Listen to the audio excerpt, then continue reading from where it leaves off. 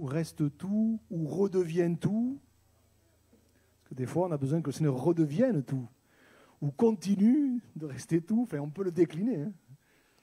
Mais que, quel que soit ce qu'on choisit, que ce soit la réalité dans nos vies, hein. Alléluia. Voilà, juste quelques annonces rapides avant d'ouvrir la parole ensemble. Donc, le programme des réunions continue. On a repris le mercredi à 15 h. Hein. Voilà. Je l'ai dit en introduction, reprise des GIB, groupe d'instruction biblique pour les enfants le dimanche 18 et la jeunesse le samedi 17. Hein. Voilà. Également, alors, pas demain, à partir de demain, mais la semaine d'après, nous aurons une semaine de prière de 6h30 à 7h30 le matin, ici. Bien sûr, vous pouvez le faire à la maison si vous ne pouvez pas être là. On le fera une semaine par mois, une semaine tous les mois, tous les matins. Je pense que c'est bien de commencer la journée en la présentant devant le Seigneur. Je suis convaincu qu'après, on vit la journée différemment. Hein. Je suis convaincu de ça. Voilà. Alors après, ici, de 6h30 à 7h30, maintenant, on peut arriver à 6h30 et partir à 7h, parce qu'on doit partir. Ou on peut arriver à 7h et partir à 7h30. Ou on peut arriver au milieu et... Voilà. Même un quart d'heure, c'est bien. Des fois, on ne peut pas plus, mais gloire à Dieu. Voilà. En tout cas, ça sera un créneau. On fera ça du lundi au vendredi, mais j'aurai l'occasion de le redire dimanche prochain. Hein. Voilà. J'avais parlé aussi dimanche dernier on voudrait mettre en place un service d'accueil. Donc, je le redis ce matin. Alors, peut-être je l'ai mal exprimé ou expliqué. Donc, effectivement, plus il y aura de personnes, moins le tout reviendra souvent. Hein. Le but, c'est que ce soit une fois par mois à peu près, ou tous les mois et demi, suivant le nombre de personnes. Et comme j'ai dit, je pense que c'est important de bien accueillir les gens. Voilà, donc si vous avez à cœur de faire ce service, hein, bien, venez me voir, sachant que le dimanche où on est d'accueil, ça serait bien d'être là à 9h30, hein, demi-heure avant. Voilà. Et puis une dernière petite info, vous voyez cette table qui est là à l'entrée, avec des confitures et de la lavande, ce n'est pas les marchands du temple ici. Hein. Voilà. Ça a un but bien précis. Voilà. Que ce soit la lavande ou que ce soit les pots de confiture, ça a un but bien précis. Et le but, du moins pour cette fois, vous avez peut-être vu à la télévision en ce moment ce qui se passe au Pakistan avec la mousson et tout ce qui s'est passé. Et nos frères qui s'occupent de l'AEP, c'est-à-dire les chrétiens persécutés, les chrétiens en détresse, ont reçu un appel au secours des chrétiens du Pakistan, leur demandant de les aider, parce que par rapport à tout ce qui s'était passé. Voilà. Donc le but de tout ça, ce n'est pas pour nous, c'est pour envoyer à ces frères et sœurs-là par le biais de l'AEP. Voilà. Donc voilà, tout est à votre disposition. Vous allez voir ceux qui s'en occupent, Fanfan, là pour la lavande et puis pour les pots de confiture, je pense que c'est Patricia. Voilà. Hein. Mais le but, c'est de pouvoir aider. Voilà, c'est pas pour nous. Hein. Après, on enverra tout ça à l'AEP, qui eux transmettront, puisqu'ils ont tous leurs contacts là-bas sur place. Hein. Voilà. Donc merci, parce qu'en faisant ça, c'est pour eux que vous le faites aussi, pour pouvoir les aider. Gloire à Dieu. Voilà, on va ouvrir la parole ce matin. Bon, alors j'en souris un petit peu d'avance. Parce que vous allez comprendre pourquoi je dis ça au fur et à mesure du message. Je voudrais m'arrêter avec vous sur un texte des évangiles que nous connaissons, que vous connaissez pour la plupart. Et dans ce texte, il y a une parole de Jésus qui vraiment est importante, parce que je suis convaincu qu'au travers d'elle, le Seigneur veut nous interpeller. Ce texte de l'Évangile, il est important parce qu'il revient dans les 4 évangiles. Et c'est assez, j'allais dire, c'est assez rare pour le souligner, parce que si vous êtes un lecteur des évangiles, vous êtes aperçu que même les plus grands miracles de Jésus ne reviennent pas dans les 4 évangiles. J'ai toujours été, par exemple, surpris de voir que ce qui, à mes yeux, est un des plus grands miracles de Jésus, la résurrection de Lazare, elle n'est que dans l'évangile de Jean. C'est bizarre, hein? Je me suis toujours dit, mais Matthieu, Marc et Luc, ils étaient où ce jour-là? Je ne sais pas, moi, ils étaient à la pêche, qu'est-ce qu'ils faisaient? Les 10 lépreux, ça revient que dans l'évangile de Luc. Pourtant, 10 gars guéris en même temps, c'est impressionnant quand même. Il n'y a que Luc qui en parle. Le premier miracle de Jésus, l'eau changée en vin, il n'y a que Jean qui en parle. C'est surprenant. Alors, bon, l'inspiration du Saint-Esprit l'a voulu comme ça. Hein. Mais ce texte-là, celui qu'on va lire ce matin, il revient dans les 4 évangiles. Et donc ça veut dire que c'est important. Ça veut dire qu'au travers de lui, le Seigneur a des choses à nous dire. On va le lire ensemble. Alors, je l'ai pris dans l'évangile de Luc ce matin, chapitre 19, verset 28. Luc 19, non, verset 28. Voilà. Luc 19, verset 28. Je vous resitue un petit peu le contexte. On est là environ une semaine avant la crucifixion de Jésus. Une semaine avant. Et là, il y a cet épisode qui nous est relaté, et qui est relaté dans les 4 évangiles. Il nous est dit, après avoir ainsi parlé, Jésus marcha devant la foule pour monter à Jérusalem. Lorsqu'il approcha de Bethphagée et de Béthanie, vers la montagne appelée montagne des Oliviers, Jésus envoya 2 de ses disciples en disant, « Allez au village qui est en face, quand vous y serez entrés, vous trouverez un ânon attaché, sur lequel aucun homme ne s'est jamais assis. Détachez-le et amenez-le. Si quelqu'un vous demande pourquoi le détachez-vous, vous lui répondrez, et cette parole elle est très importante, le Seigneur en a besoin. Le Seigneur en a besoin. Ceux qui étaient envoyés, allèrent et trouvèrent les choses comme Jésus leur avait dit. Comme ils détachaient l'ânon, ses maîtres leur dirent, pourquoi détachez-vous l'ânon? Ils répondirent, le Seigneur en a besoin. Et ils amenèrent à Jésus l'ânon, sur lequel ils jetèrent leurs vêtements et firent monter Jésus. Amen. La première chose que je voudrais dire concernant l'histoire de cet ânon, parce que c'est de lui dont je vais vous parler ce matin. Alors, je ne vais pas vous traiter de bourricot ce matin. Je ne vais pas vous traiter de bourricot. Mais ce que je voudrais nous dire ce matin, c'est que Dieu fasse qu'on ressemble à cet ânon. Et vous allez comprendre pourquoi. Quand vous lisez la parole de Dieu, en tout cas, en réfléchissant sur ce message, je me suis rendu compte que c'était un animal extrêmement important dans la Bible. Et que vous retrouvez très souvent. C'est assez surprenant d'ailleurs, quand vous méditez là-dessus, vous le retrouvez autant dans l'Ancien que dans le Nouveau Testament. Alors bien sûr, quand on parle d'âne ou d'ânesse ou d'ânon, bien sûr, la première chose qui nous vient à l'esprit, c'est l'ânesse de Balaam. Évidemment, hein, cette ânesse qui s'est mise à parler, chose incroyable. Donc, bon, ça c'est la première histoire qui nous vient à l'esprit. Mais vous en trouvez d'autres. Je regardais encore ce matin, rappelez-vous, quand dans la Genèse au chapitre 12, Abraham est descendu en Égypte et que là, le Pharaon avait fait enlever la femme d'Abraham, le Pharaon, qu'est-ce qu'il a fait? Il a offert en cadeau tout un tas de choses à Abraham, toute une ribambelle de choses, et dans cette ribambelle de choses, il y avait des ânes et des ânesses. Parce que quand même, c'était un animal important. C'était un symbole de richesse, avoir des ânes et des ânesses et donc des ânons. Vous trouvez aussi une histoire d'âne quand Abraham est monté sur le mont Morija. Il sella son âne et il est monté sur le mont Morija. Il est allé vers le mont Morija avec Isaac et ses serviteurs. Et puis, on se souvient aussi des fameuses ânesses perdues à l'époque de Saül. Vous vous rappelez, dans 1 Samuel chapitre 9, Dieu s'est servi de ces ânesses perdues pour conduire son serviteur Saül vers le prophète Samuel. Donc c'est assez incroyable de voir que Dieu s'est servi d'elle finalement pour amener son serviteur là où il voulait l'amener. Vous voyez comme quoi Dieu dirige les circonstances, parfois on ne s'en rend même pas compte, mais Dieu dirige les circonstances. Et là, en l'occurrence, il s'est servi d'ânesse qui s'était perdue. Voyez. Et puis vous arrivez dans les évangiles à cette histoire d'ânon, dont Jésus dit quand même une parole très importante, le Seigneur en a besoin. Waouh! Ça m'a interpellé, j'ai dit, le Seigneur en a besoin. Alors pourquoi le Seigneur a eu besoin de cet ânon?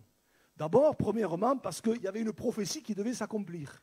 Dans Zacharie, chapitre 9, verset 9, on va l'afficher, hein, vous avez cette fameuse prophétie où il est dit « Sois transportée d'allégresse, fille de Sion, pousse des cris de joie, fille de Jérusalem, voici ton roi vient à toi, il est juste et victorieux, il est humble et monté sur un âne, le petit d'une ânesse. » C'était une prophétie de l'Ancien Testament. Et je me dis que ce jour-là, quand Jésus est rentré dans Jérusalem, assis sur l'ânon, quand les gens l'ont vu arriver, mais ceux qui connaissaient la loi, ils ont dû faire le rapprochement, forcément, voyez, ceux qui connaissaient. Voyez. Donc, il fallait que la prophétie s'accomplisse. OK. Mais quand on y réfléchit, dans un sens spirituel, cet anon, il a beaucoup de choses à nous apprendre. Et que Dieu fasse qu'on lui ressemble. Je crois que c'est important de réaliser que pour accomplir son œuvre, pour la cause de Christ, pour les besoins de l'Évangile, Dieu cherche des hommes et des femmes. Et que Dieu fasse que nous soyons de cela ce matin. Dieu cherche des hommes et des femmes qui ressemblent à cet anon, dont Jésus a dit, le Seigneur en a besoin. Le Seigneur, que Dieu fasse qu'on lui ressemble. Déjà, première chose, ça va vous paraître basique ce que je vais dire, j'allais dire même bête, mais quand on y réfléchit, Jésus a eu besoin d'un anon, pas d'un cheval.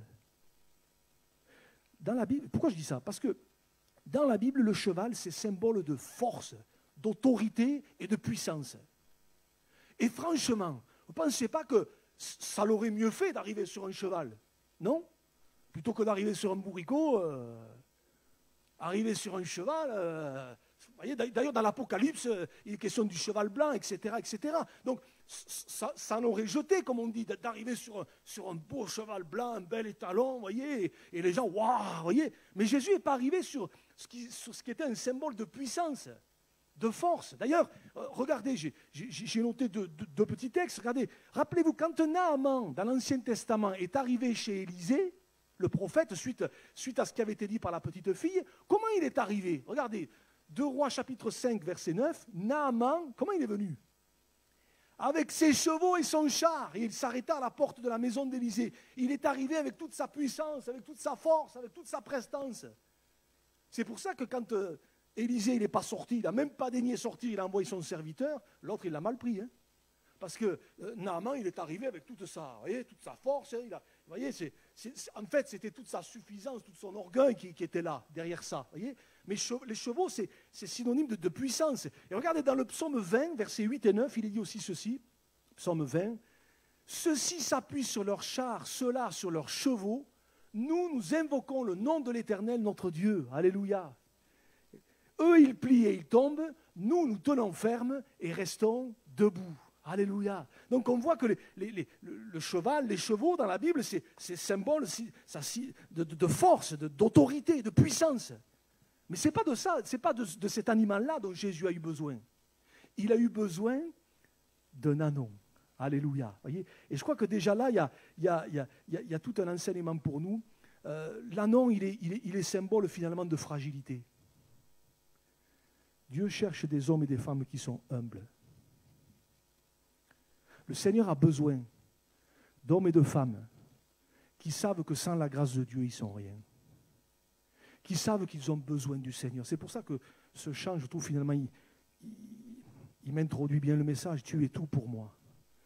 Dieu ne peut pas se servir d'hommes et de femmes qui se pensent capables, qui se croient capables, qui pensent que tout seuls ils y arrivent, qu'il faut avoir les compétences qu'ils ont, etc., etc. Mais Dieu se servira toujours d'hommes et de femmes. En tout cas, le Seigneur a besoin d'hommes et de femmes qui, comme cet anon, savent ce qu'ils sont. Ils sont rien. Ils sont rien.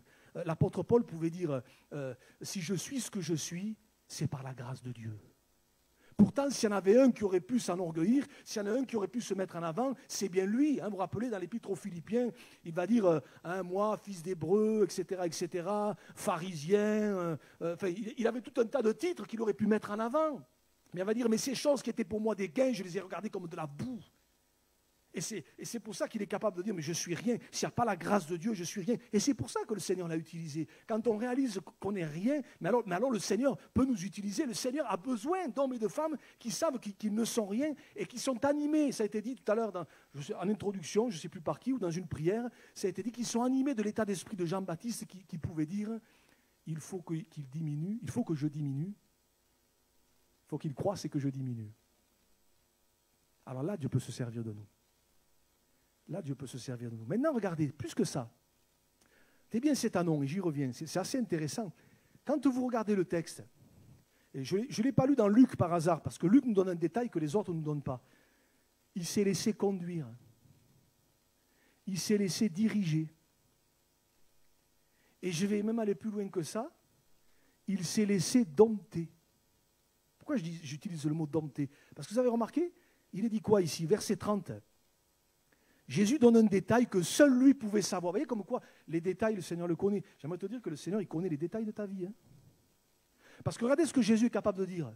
Verset 30. Allez au village qui est en face. Quand vous y serez entrés, là, enfin, tous les détails sont importants. Allez au village qui est en face. Quand vous y serez entrés, ça aurait pu être à la sortie du village. Non, c'est quand vous y serez entrés.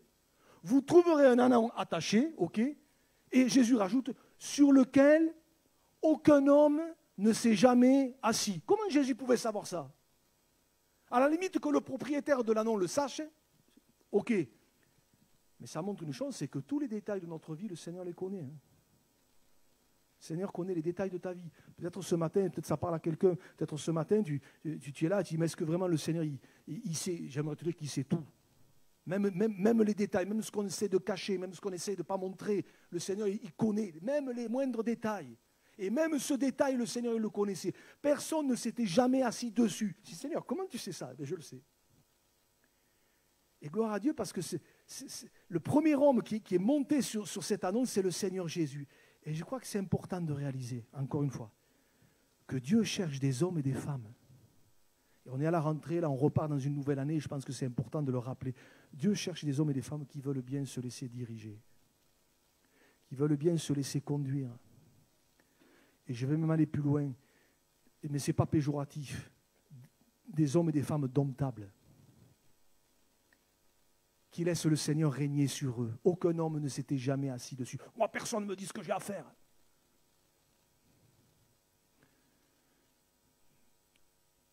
Que le Seigneur puisse régner sur notre vie. C'est de ces gens-là, de ces hommes-là, de ces femmes-là que Dieu a besoin. Qui veulent bien se laisser diriger, qui veulent bien se laisser conduire, même si on ne comprend pas tout. C'est vrai que des fois, la vie chrétienne, ce n'est pas évident. On ne comprend pas pourquoi on passe par là, pourquoi le Seigneur nous fait passer par telle ou telle situation. Mais Seigneur, qu'importe, je veux me laisser diriger, je veux me laisser conduire par toi. Je veux que tu règnes, Seigneur. Et en pensant à cet anon qui s'est laissé diriger, conduire, ça m'a fait penser à deux passages. Le premier, c'est dans le livre du prophète Ésaïe. Regardez, il est dit ceci, Ésaïe chapitre 1er, versets 19 et 20. Il est dit ceci. Si vous avez de la bonne volonté et si vous êtes docile, il y a des si, hein, vous mangerez les meilleures productions du pays. Alors là, on dit tous Amen. Sauf qu'il y a la suite.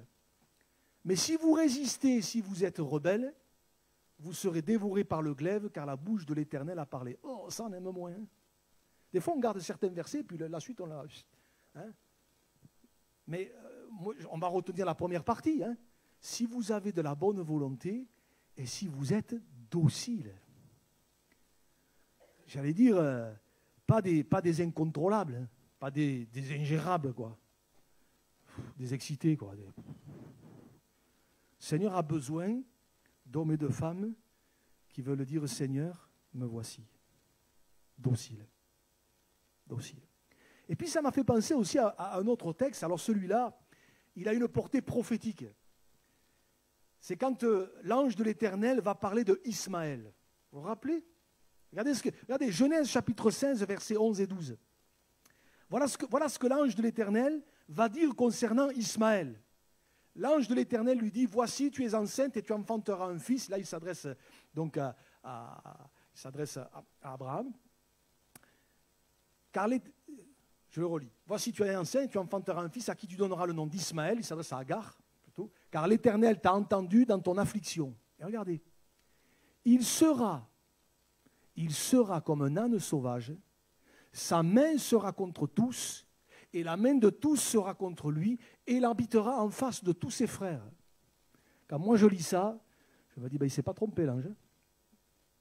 Alors je ne vais pas rentrer dans les détails, je n'ai pas envie de... Mais en parlant d'Ismaël, Dieu dit, il sera comme un âne sauvage, incontrôlable, ingérable. Vous voyez ? Tout le contraire de l'annonce des évangiles, quoi. Qui, lui, s'est laissé conduire, il a été paisible, Jésus s'est assis sur lui. Vous voyez, on a tout le contraire, là. Hein. En parlant d'Ismaël, il sera comme un âne. Et je crois qu'hélas, parfois, des enfants de Dieu, alors pas ici, à la Valette, hein. Et à la Ciotat aussi. Voilà. Donc c'est bon, on est tranquille. Mais je crois que beaucoup d'enfants de Dieu malheureusement sont des ânes sauvages. C'est pour ça que je vous disais, je ne vous traite pas de bourricot ce matin. Mais dans le sens que quelque part, ingérable, incontrôlable. Le Seigneur ne peut pas prendre les choses en main. On est toujours en train de regimber. Il y a toujours quelque chose qui... Voilà, le Seigneur voudrait diriger, mais non, il faut toujours qu'on y mette notre graine de sel. Il faut toujours qu'on... Et alors que le Seigneur voudrait nous conduire, voudrait nous diriger, non, il faut toujours qu'on aille dans l'autre sens. Vous voyez, c'est terrible ça. Un âne sauvage. Alors, on ne peut pas... Vous lui dites d'aller là-bas, il part là-bas. Il y en a certains, peut-être, ils se rappellent à l'école quand on les traitait d'âne. Hein. Ils disent, t'as un âne, toi. Lève le bonnet. Hein. Mais spirituellement parlant, ça nous fait un peu sourire, mais je me dis, mais Seigneur, que Dieu fasse qu'on ne soit pas des ânes sauvages dans l'œuvre de Dieu. Le Seigneur a eu besoin de l'ânon, oui. Cet ânon qui s'est laissé conduire et diriger, sur lequel il a pu monter, mais il n'a pas besoin d'âne sauvage. Il ne peut pas se servir d'âne sauvage. Et vous avez un exemple dans la Bible qui est flagrant, hein, comme quoi on peut un jour avoir donné notre cœur au Seigneur, et malheureusement, malgré le fait qu'on est rentré dans le salut, mais on est resté un âne sauvage. Et ça, c'est terrible. Vous avez un exemple flagrant dans le Nouveau Testament, et j'allais dire, c'est marrant que ce soit lui qui en parle. C'est l'apôtre Jean qui en parle. L'apôtre Jean, c'est l'apôtre de l'amour. Voyez, donc on ne peut pas le taxer d'être dur, d'être autoritaire ou quelque chose comme ça. Jean, c'est l'apôtre de l'amour. Et à un moment donné, il parle d'un dénommé Diotrephe. Ça vous dit quelque chose, Diotrephe? Moi, je ne voudrais pas en avoir 4 ou 5 dans l'église. Hein. Regardez ce qu'il est dit de Diotrephe. Troisième épître de Jean, versets 9 et 10. Jean dit, « J'ai écrit quelques mots à l'église, mais Diotrephe, qui aime bien tout régenter, vous voyez, il aime bien tout régenter. Bon, c'est pas vous, ça, hein, c'est pas nous, hein, c'est les autres, hein, qui aime bien tout régenter, ne tient aucun compte de nous. Mais aussi quand je viendrai, je rendrai les autres attentifs à sa manière d'agir. Il tient de méchants propos contre nous, et non content de cela, il refuse de recevoir les frères de passage. En plus, ceux qui seraient désireux de les accueillir, il les en empêche et les chasse de l'église. Eh bien, dis donc, quand vous en avez un comme ça, hein, heureusement qu'il n'y en a pas 50. Hein. Ingérable, le gars. Le croyant, ingérable. Un manque de docilité. Vous voyez, et ces gens, je me dis, mais si le Seigneur permet que l'exemple de cet homme sorte, c'est pour que ça nous interpelle. Pour dire, Seigneur, mais moi, je ne veux pas lui ressembler. Je ne veux pas lui ressembler. Vous vous rendez compte? Il aime tout régenter, il faut que tout passe par lui. Il faut que tout passe par lui. Et en plus, ceux qui voudraient accueillir des frères étrangers, comme il n'est pas d'accord, il les met dehors de l'église. Je me dis, waouh, je ne sais pas comment elle a fini cette histoire, mais enfin, bon, ça a quand même dû être assez mouvementé. Mais vous voyez, si on résume, c'est un âne sauvage. Hein. C'est un Ismaël, quoi. Vous voyez, un âne sauvage. On ne peut rien en faire, quoi. Et surtout, le Seigneur ne peut rien en faire. Le Seigneur ne peut pas le conduire, ne peut pas le diriger. Vous voyez. Finalement, quand je réfléchissais à cet homme, je comprends pourquoi, quand Jésus va parler de cet ânon, il va dire, mais détachez-le, amenez-le, parce que j'en ai besoin. Vous savez, il y a toute une portée symbolique, là, quand on y réfléchit. Le Seigneur nous a détachés du péché pour nous amener vers lui et pour ensuite se servir de nous. C'est ça finalement, l'œuvre de Dieu dans nos cœurs. Il nous a détachés de notre péché, de notre misère. On a été amenés vers lui, alléluia. Hein, des gens nous ont parlé du Seigneur, on nous a amenés vers lui, et puis là, le Seigneur a pris sa place dans notre cœur. Et alors que quelque part, peut-être alors que jusque-là, personne n'avait, entre guillemets, régné sur nous, le Seigneur a pris sa place sur le trône de notre cœur. Et c'est pour ça, quelque part, qu'on doit ressembler à l'ânon des évangiles. Et puis, il y a une dernière chose qui m'a interpellé. Je dis, waouh. C'est que quand Jésus est arrivé dans Jérusalem, assis sur l'ânon, on n'a pas lu la suite, on va la lire. Mais que vont dire les gens qui vont voir Jésus rentrer sur cet ânon? Alors on va lire la suite. Regardez, Luc 19, versets 36 à 38. C'est la suite de ce qu'on a lu en introduction. Il nous est dit ceci. Quand il fut en marche, les gens étendirent leurs vêtements sur le chemin. Et lorsque déjà il approchait de Jérusalem vers la descente de la montagne des Oliviers, toute la multitude des disciples, saisis de joie, se mit à louer Dieu à haute voix pour tous les miracles qu'ils avaient vus. Il disait, béni soit le roi qui vient au nom du Seigneur, paix dans le ciel et gloire dans les lieux très hauts. Waouh! Alors c'est vrai qu'une semaine plus tard, les mêmes ou quasiment les mêmes vont dire crucifie, crucifie. On est OK. Mais enfin, en tout cas, ce jour-là, ils vont célébrer Jésus quand ils vont le voir rentrer. Et là, je reviens à ce que je disais en introduction, peut-être se rappelait-il justement de la prophétie de Zacharie. Hein, et c'est pour ça qu'ils vont dire, mais béni soit le roi qui vient au nom du Seigneur. Ce que je veux dire, c'est que quand les gens ont vu Jésus arriver sur l'anneau, ils n'ont pas dit, waouh, quel bel anneau, quelle prestance. Oh, il est beau cet anneau. Oh, il est magnifique, regardez comme il est beau. Ils ont béni Jésus. Ils ont célébré Jésus. L'anneau dont Jésus va dire qu'il en a eu besoin, il est passé au second plan. Et là, j'aimerais dire ceci. Alors, je vais faire attention comment je le dis. J'ai beaucoup de mal. Alors, bien sûr, les réseaux sociaux aujourd'hui accentuent tout ça, mais j'ai beaucoup de mal quand je vois que parfois, c'est l'homme qui est mis en avant.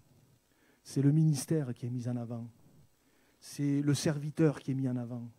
C'est une église ou le nom d'une église qui est mis en avant. Et on a l'impression que le Seigneur Jésus, il passe après. Et des fois, on parle plus d'un homme, d'un ministère, d'un serviteur, d'une église que du Seigneur lui-même. Et j'ai un problème avec ça, parce que je me dis, là, il y a quelque chose qui ne va pas. Le Seigneur cherche des hommes et des femmes qui ressemblent à cet anneau. Mais quand Jésus a pris la place sur l'anneau, quand les gens ont vu rentrer Jésus dans Jérusalem, ce n'est pas l'anneau qui a été mis en avant. L'anneau, il passe au second plan. On n'en parle même plus. Il n'est qu'un instrument, il n'est qu'un serviteur. Et Dieu cherche des hommes et des femmes qui restent des serviteurs. Mais l'important, c'est d'être animé de cet état d'esprit, l'état d'esprit de Jean-Baptiste. Il faut qu'il croisse et que je diminue. Vous savez, quand c'est l'homme ou le ministère ou le serviteur qui est mis en avant, ça devient dangereux. Ça devient dangereux. Que Dieu fasse que quelque part ce soit Jésus au milieu de nous qui soit élevé. Alors je sais bien que quand on dit ça, bon, on me l'a déjà dit, hein, ouais, tu dis ça parce que tu es jaloux. Franchement, la notoriété, j'en veux pas. Ça ne m'intéresse pas. Par contre, que le nom de Jésus soit glorifié, oui, ça m'intéresse. Parce que je sais que quand le nom de Jésus est glorifié, je sais que quand Jésus est mis en avant, quand c'est la personne de Jésus qui est mise à la première place, là, il se passe des choses. Là, il se passe des choses. Vous savez, une des manières d'agir de l'ennemi de notre âme, c'est que quand il voit qu'il n'arrive pas à nous abaisser, à nous rabaisser, à nous humilier, quand il voit qu'il n'arrive pas à faire ça, vous savez ce qu'il va faire? Il va faire le contraire. Il va essayer de nous élever. T'es bien, toi, t'es un bon chrétien. T'es un bon pasteur. Tu prêches bien. Hein, t'es un peu long des fois, mais bon, après. Il l'a fait avec Jésus. Hein. Rappelez-vous, ce sera le dernier texte qu'on va mettre. Rappelez-vous, Matthieu chapitre 4, lors des tentations. C'est la dernière tentation. Il a essayé les 2 premières fois, il n'y est pas arrivé. Comme il n'y arrive pas, qu'est-ce qu'il fait? Le diable transporta encore sur une montagne très élevée et lui montra tous les royaumes du monde et leur gloire. Et lui dit, je te donnerai toutes ces choses si tu te prosternes et m'adores. Il n'arrive pas à le faire tomber, alors il cherche à l'élever. Vous voyez? Et quelque part, c'est la même chose avec nous. S'il n'arrive pas d'une manière ou d'une autre à nous faire tomber, il va essayer de nous élever. Toi tu es un bon, toi. Toi, tu as plus que les autres. Hein. Tu as reçu plus que... Ouais, les autres, ils n'ont pas trop compris comme toi, tu as compris. Voyez. Et allez. Pas pour rien que la Bible dit que Dieu fait grâce aux humbles, il résiste aux orgueilleux. Hein. Vous voyez, Dieu cherche des hommes et des femmes.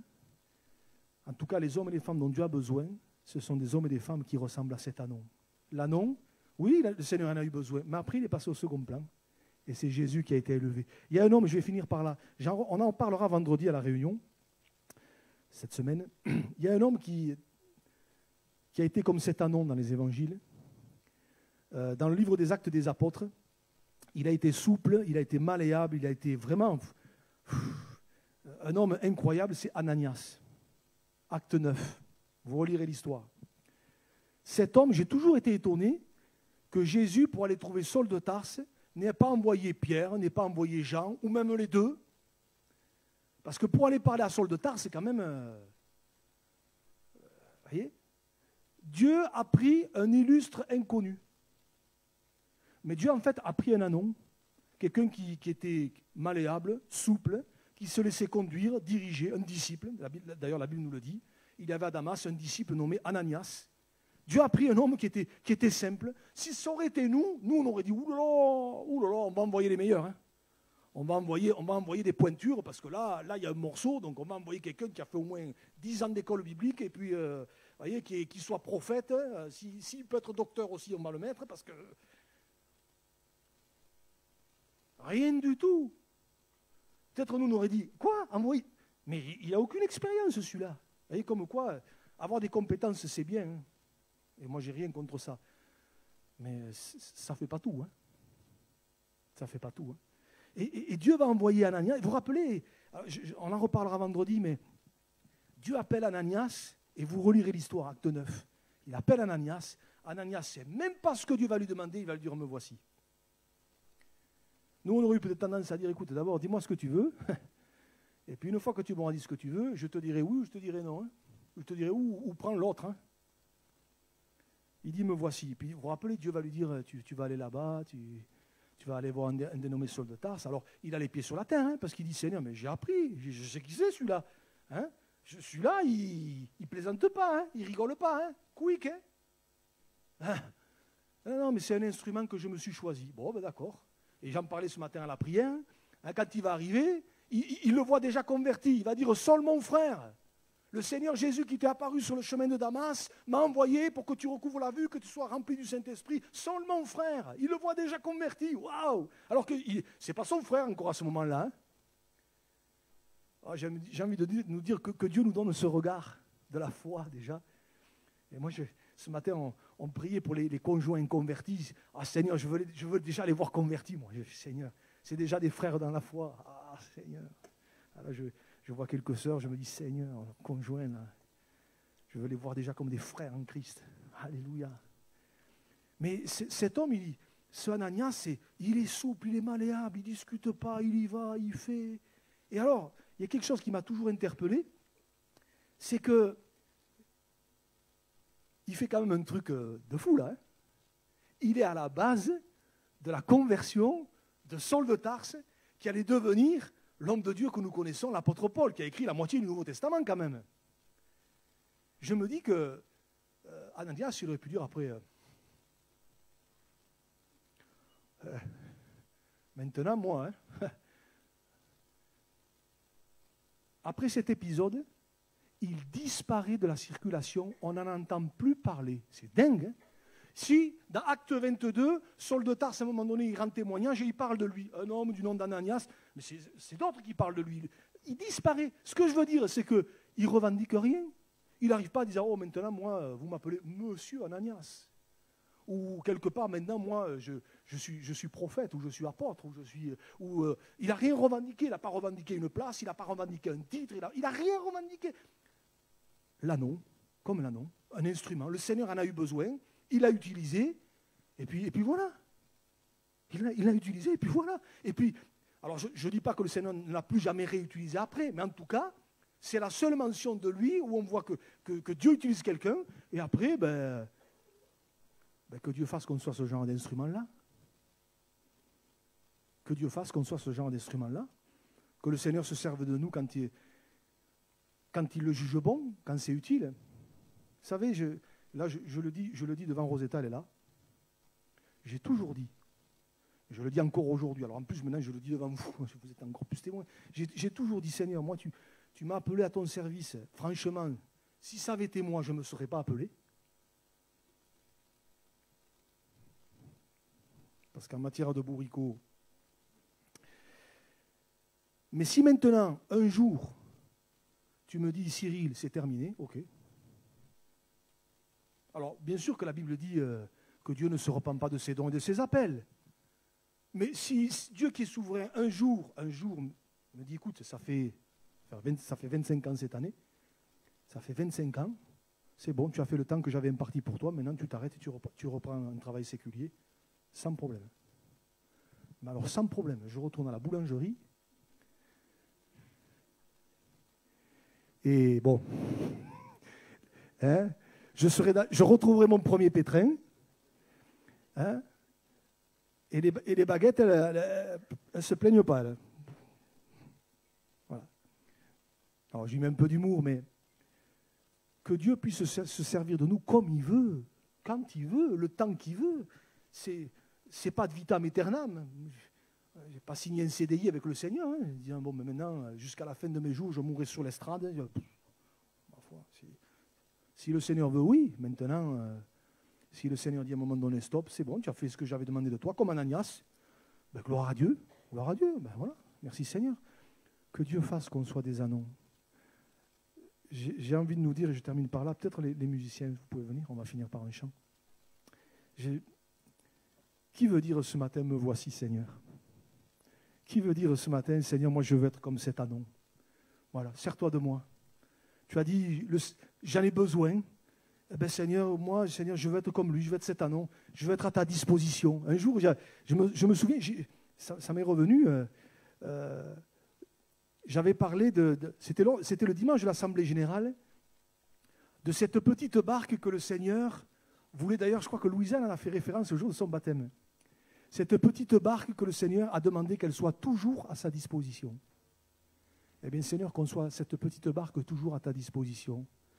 Qu'on soit cet anon que tu puisses diriger, conduire comme tu veux, à ta guise. Je ne veux pas être un âne sauvage à la Ismaël, mais je veux être un anon que tu puisses diriger. Alors Seigneur, sers-toi de nous. Il y a ce chant, et je voudrais qu'on finisse par là, il y a ce chant qui dit « Souffle de Dieu, nous t'accueillons, viens purifier nos cœurs ». Et il y a la strophe qui dit « Voilà, rends-nous souples devant toi, à l'écoute de ta voix, rends-nous sensibles à ton cœur, sois le roi, sois le Seigneur ». Et moi j'ai envie de dire vraiment, Seigneur, rends-moi souple devant toi. On ne va pas parler des autres. Rends-moi souple devant toi, Seigneur. Que je sois comme de l'argile souple, que tu puisses faire ce que tu veux, comme tu veux, quand tu veux, le temps que tu veux. Après, Seigneur, le reste, c'est que ton nom soit glorifié. On peut finir par ce chant et demander au Seigneur de nous rendre souples, malléables. Alléluia. Seigneur, ce matin, je te demande de nous aider et de m'aider vraiment à être de l'argile entre tes mains, souple et malléable. Et comme cet anon dont tu as pu te servir, aucun homme ne s'était assis dessus, mais il t'a laissé monter. Seigneur, que dans notre vie, tu sois toujours le Seigneur. Que tu sois toujours le Seigneur. Ah Seigneur, parfois sans même nous en rendre compte, on t'a mis de côté, Seigneur. Que vraiment dans nos vies tu règnes, que dans cette année tu règnes. Seigneur, rends-nous souples devant toi, malléables, comme Ananias et tant d'autres, Seigneur. Sers-toi de nous, Seigneur, sers-toi de moi. Et que nous soyons des instruments de salut, Seigneur, des instruments de bénédiction pour les autres. Parce que ce n'est pas pour nous, c'est pour les autres, Seigneur. Qu'on puisse bénir les autres par ce que nous sommes, Seigneur. À toi la gloire, Jésus. À toi la gloire. On va prendre le refrain et on va prendre juste la deuxième strophe. Hein? Voilà.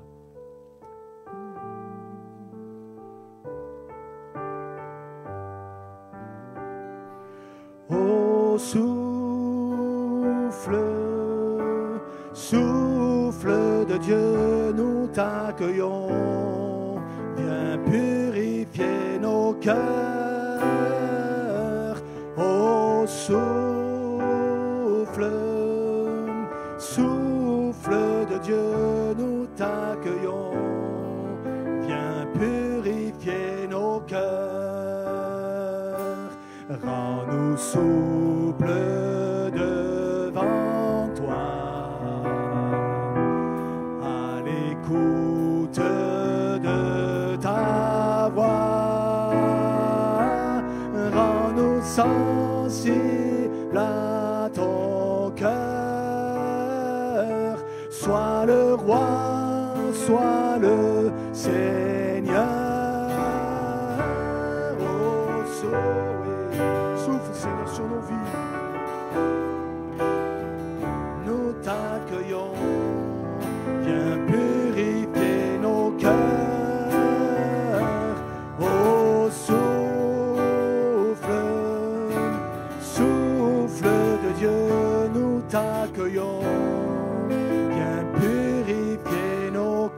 Dernière fois, rends-nous souple.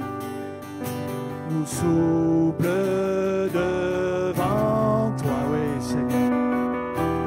À l'écoute de ta voix, rends-nous sensibles à ton cœur. Sois le roi, oui, sois le roi.